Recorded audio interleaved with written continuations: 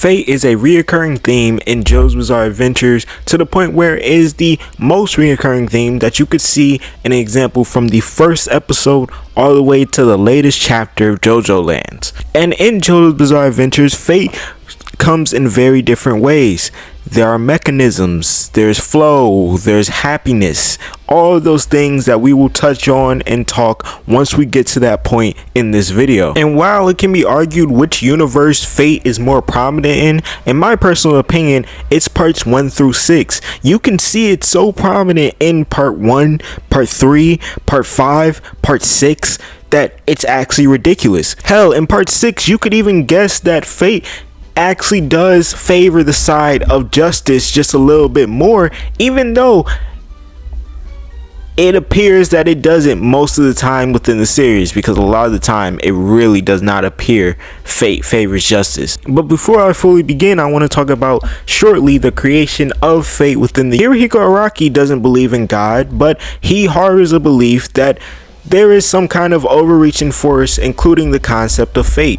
By extension, Araki believes that tackling subjects such as fate in his works through proxies such as bloodlines is what gives them meaning. Araki also thinks similarly of other works from the book to Spider-Man addressing the presence of destiny. Nonetheless, he considers such factors to be inevitable in the realm of manga, being determined by the circumstances of the work. However, Araki also believes that being unable to escape one's fate is more terrifying than death itself. As such, he greatly admires and aims to write characters who move forward without consideration for fate, indirectly confronting and surpassing it in the process. To Araki, the ability to move forward and carve out one's own fate is the greatness of humanity that he aims to celebrate in his manga. Now, if you want to know where I read all this from, you can go to the JoJo wiki, where it has own mangas and destiny, and that's why throughout JoJo's Bizarre Adventures I think fate is mentioned so much, because Kira mentions it, Diablo mentions it, you got Rolling Stones, you got Emporio mentioning will and destiny at the end of part 6 when he was talking to Pucci, and Pucci, Dio, all these characters literally spent a lot of time talking and mentioning fate. They're fated, it's their destiny to do this, to be this, to overcome this.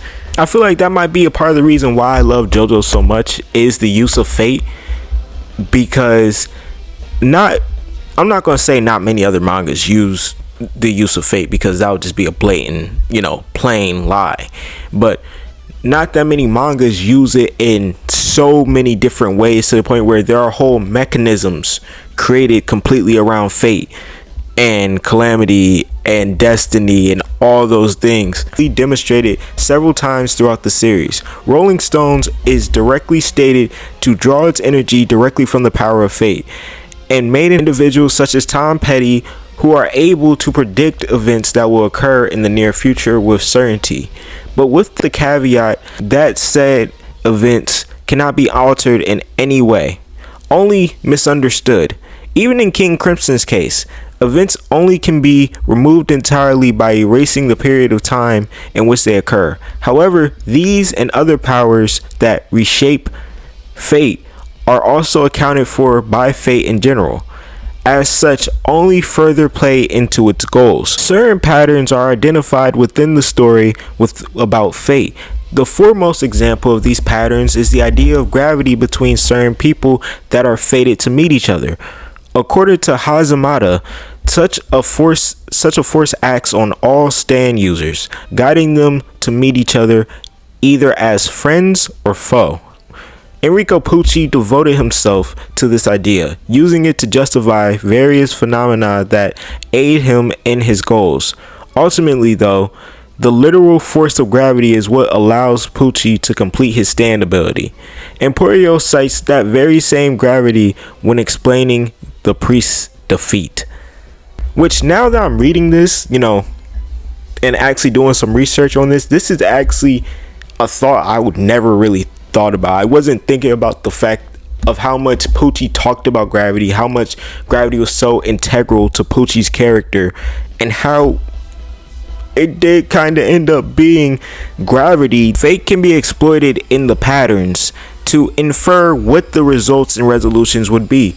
Examples range from prophecies such as the Redstone of Aija being necessary to defeat the Pillarmen, to fortune telling performed by Wang Chan, Muhammad Abdul, and others. For example, Wang Chan predicts that Dio won't be caught by the police in the Joestar mansion because he was born with impenetrable luck. Individuals such as Yoshikage Akira and Diablo may also develop the idea that they are favored by fate, though such beliefs are guaranteed not to be accurate. Are not guaranteed to be accurate, but I mean, it wasn't accurate for either of them. Okay, there are 4 forces I'm going to be talking about that are vessels of fate, that are related phenomena to fate. Feng shui is a form of fortune telling and operates on the idea that energy is shaped by the environment, and the flow of that energy bestows luck or misfortune onto certain areas. For instance, houses built in an unlucky area negatively impact the lives of their tenants, and castles built during wartime would commonly have shrines built in unlucky areas to reduce their vulnerability. Feng shui is inevitable. However, lucky areas and those within them cannot be harmed, while unlucky areas and its inhabitants cannot avoid misfortune.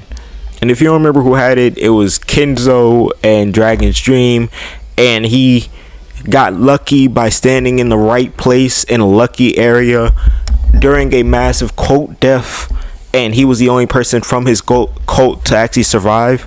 Up next, we have happiness. Within the world, there is a balance of fortune and misfortune such that the two level out. Overall, the Saint's corpse, when fully assembled, is able to manipulate that fortune by repelling misfortune from itself and its owner, leaving only good fortune and a state of happiness around both.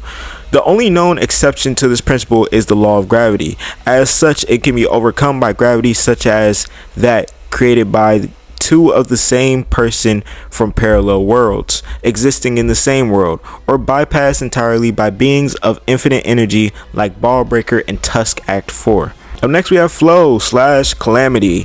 Nurisuke Higashikata IV believes that there is a flow or natural path for everything in life, even a simple fruit parlor, and that determining and accepting it is sure to lead one to their goal. This idea is later extended by a natural law called calamity, which functions as the basis behind Wonder Review Toru's stand. Calamity is an unavoidable negative energy that causes unfortunate events to occur as part of flows. In its natural state, it affects people at random, regardless of morality or circumstance, and regardless of whether they've made any changes or accepted the flows of things. The law of calamity can manifest grievous misfortunes via any means necessary. For instance, calamity causes raindrops to pierce Josuke Higashikata, giving him near lethal wounds. And finally, mechanisms. They are a concept in the JoJo lands proposed by JoJo Joestar. Mechanisms are natural principles of the world that control the direction in which aspects such as wealth, security, and power are transferred. Similar to flows, unlike flows, however, JoJo perceives mechanisms as a kind of hierarchy, atop which lies an apex that controls the entire ecosystem. In this apex, mechanisms that JoJo hopes to seize for his own game, especially after discovering a strange lava rock and the mechanism that attracts wealth to it. And if I'm being honest with mechanisms, I'm very, very excited to see where it goes, how far it goes, and if the main villain is going to be the person at the top of that apex controlling the entire ecosystem, because I need to see that, in all honesty. When we hit like fate and flows and all that with Hirohiko Araki, he just doesn't miss. Fate is probably my favorite portion of JoJo's Bizarre Adventures just because of how nuanced and spread out and really unimaginable and unreasonable it is. There's no rhyme or reason to why it does what it does. It just does what it does with no explanations. And most of the time it moves like a wave. Yes, you can try to manipulate the wave, or you're just going to go against the current. Either way, it's going to be a tough fucking time. But really, that's all I got for y'all. If y'all enjoyed the video, make sure to like, comment, subscribe. You know we're on the road to 5K, so anything helps. And until next time, peace.